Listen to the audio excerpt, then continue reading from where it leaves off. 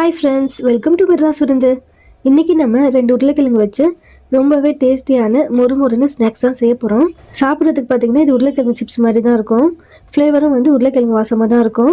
காற்று போகாத ஏர்டைட் கண்டெய்னரில் வந்து 1லேருந்து 2 மாதம் வரைக்கும் ஸ்டோர் பண்ணி சாப்பிட்லாம். சரிங்க ஃப்ரெண்ட்ஸ், இந்த ரெசிபி எப்படி பண்ணுறது இந்த வீடியோக்குள்ளே போய் பார்க்கலாம். 2 மீடியம் சைஸ் உருளைக்கிழங்கு குக்கரில் 3-4 விசில் வச்சு எடுத்துக்கோங்க. அப்போ தான் வந்து உருளைக்கிழங்கு நல்லா சாஃப்டாக வெந்திருக்கும். வெந்ததுக்கப்புறமா அதில் மேல் தோல் நீக்கிடுங்க. இப்போ இந்த 2 உருளைக்கிழங்குமே இதே மாதிரி துருவிக்காங்க. துருவின இந்த உருளைக்கிழங்கு மிக்ஸி ஜாரில் சேர்த்து சாஃப்டாக அரைக்க தான் போகிறோம். மிக்ஸி ஜாரில் சேர்த்து அரைக்க தானே போகிறோம், இந்த மாதிரி துருவுறதுக்கு பதில் கட் பண்ணி சேர்க்கலாமே அப்படின்னு கேட்டிங்கன்னா, கட் பண்ணி சேர்த்திங்கன்னா அரைக்கும் போது பார்த்திங்கன்னா சீக்கிரமாக அரையாது, சின்ன சின்ன குருணைகளாக ஃபார்ம் ஆகும். நல்லா சாஃப்டாக அரைக்கிறதுக்கு தண்ணியும் அதிகமாக சேர்த்து அரைக்க வேண்டியது இருக்கும். ஸோ இதை போல் வந்துட்டு துருவிட்டு சேர்த்திங்கன்னா ஒரு 1/2 கப் தண்ணி சேர்த்து அரைச்சாலும் நல்லா சாஃப்டாக ஆகிடும். பார்க்குறதுக்கு பாருங்கள் நல்லா வெண்ணெய் மாதிரி இருக்குது. இது மாதிரி தான் நல்லா சாஃப்டாக அரைச்சிக்கணும். ரொம்ப அதிகமாக தண்ணி சேர்க்கக்கூடாது. 1/2 கப் அளவுக்கு சேர்த்துக்கோங்க. அதிகமாக தண்ணி சேர்த்துட்டிங்கன்னா அதிகமாக மாவு சேர்க்க வேண்டியதும் இருக்கும். இப்போ இது கூட 2 கப் அளவுக்கு அரிசி மாவு சேர்த்துக்கோங்க. கடையில் விற்கிற அரிசி மாவு பயன்படுத்திக்கலாம். இது வந்து வறுக்காத அரிசி மாவு, பச்சை அரிசியில் அரைச்சது. இது கூட 1/2 கப் அளவுக்கு கார்ன்ஃப்ளவர் மாவு சேர்த்துக்கோங்க, அதாவது சோள மாவு. கார்ன்ஃப்ளவர் மாவு சேர்க்குறதுனால பார்த்தீங்கன்னா ஸ்நாக்ஸ் இன்னும் நல்லா கிறிஸ்பியாக கிடைக்கும். தேவையான அளவுக்கு உப்பு சேர்த்துக்கோங்க. இப்போ இந்த மாவு நல்லா சாஃப்டாக பிணைஞ்சிக்கோங்க. நான் வந்து இதில் எக்ஸ்ட்ரா தண்ணி எதுவும் சேர்க்கலை. உருளைக்கிழங்கு அரைக்கும் போது 1/2 கப் அளவுக்கு தண்ணி சேர்த்தேன் இல்லையா, அதுவே போதுமானதாக இருந்துச்சு. சில அரிசி மாவு பார்த்தீங்கன்னா தண்ணி அதிகமாக இழுக்கும். அப்படி தண்ணி கொஞ்சம் அதிகமாக தேவைப்பட்டுச்சுன்னா நீங்கள் எக்ஸ்ட்ரா தண்ணி வந்து சேர்த்து மாவு பிணைஞ்சிக்கோங்க. அவ்வளோதான், மாவு பிணைஞ்சாச்சு. இந்த மாவு வந்து இன்னும் கொஞ்சம் சாஃப்டாக இருக்கிறதுக்காக ஒரு 10 நிமிஷம் அளவுக்கு மூடி போட்டு மூடி வைங்க. இப்போ பாருங்கள் 10 நிமிஷம் ஆகிடுச்சு. ஓப்பன் பண்ணி பார்க்கலாம். தொட்டு பார்த்தீங்கன்னா நல்லா சாஃப்டாக இருக்கும். இப்போ இந்த மாவுலேருந்து கொஞ்சம் பெரிய பெரிய சைஸ் உருண்டையாக பிடிச்சிக்கோங்க. இது மாதிரி உருண்டை பிடிச்சதை ஒன்று வச்சு திரட்டிக்கோங்க. நான் வந்து பட்டர் ஷீட்டில் வந்து இந்த மாவு உருண்டையை வச்சு அதுக்கு மேலே இன்னொரு பட்டர் ஷீட் வச்சு திரட்டிக்கிறேன். பட்டர் ஷீட் இல்லைன்னா வர மாவு, அப்படி இல்லைன்னா எண்ணெய் வந்து ஃபுல்லாக அப்ளை பண்ணிவிட்டு அதுக்கு மேலே மாவு உருண்டை வச்சு திரட்டிக்கோங்க. ரொம்ப தடிமானமாகவும் திரட்டாமல் ரொம்ப ஒல்லியாகவும் திரட்டாமல் ஒரு மீடியம் சைஸில் இது மாதிரி திரட்டிக்கோங்க. திரட்டின இந்த மாவில் இது மாதிரி ஃபோக் ஸ்பூன் வச்சு இது போல் குத்தி விட்டுக்கோங்க. எதுக்காக இதை போல் இப்படி குத்தி விடுறோன்னா, எண்ணெயில் ஃப்ரை பண்ணும்போது அப்போ தான் உப்பாமல் வரும், இல்லைனா வந்து பூரி மாதிரி நல்லா உப்பி வந்துடும். அதுக்காக தான் இது போல் ஸ்பூன் வச்சு நல்லா இதை போல் குத்தி விட்டுக்கணும். அடுத்தது ரவுண்ட் ஷேப் கொடுக்கறதுக்காக பிஸ்கெட் கட்டர், அப்படி இல்லைன்னா வீட்டில் எதுனா வந்து ஒரு பாட்டில் மூடி அப்படி இருந்துச்சுன்னா இதை மாதிரி ரவுண்ட் ஷேப்பில் கட் பண்ணிக்கோங்க. இதை மாதிரி ரவுண்ட் ஷேப் கொடுத்ததுக்கப்புறமா மேலே இருக்க அந்த எக்ஸஸ் மாவை வந்து எடுத்துடுங்க.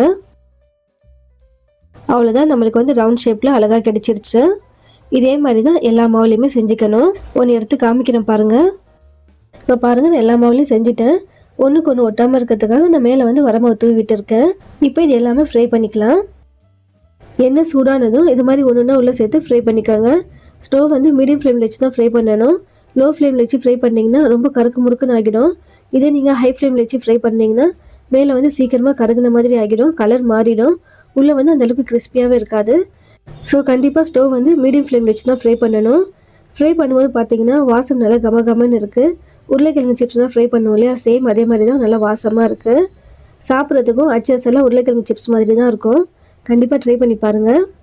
இது மாதிரி ஃப்ரை பண்ணும்போது கரண்டி வச்சு லைட்டாக அப்படி சுற்றி விட்டுட்டே இருந்தீங்கன்னா எல்லாமே ஒரே வேணால் ஃப்ரை ஆகும்.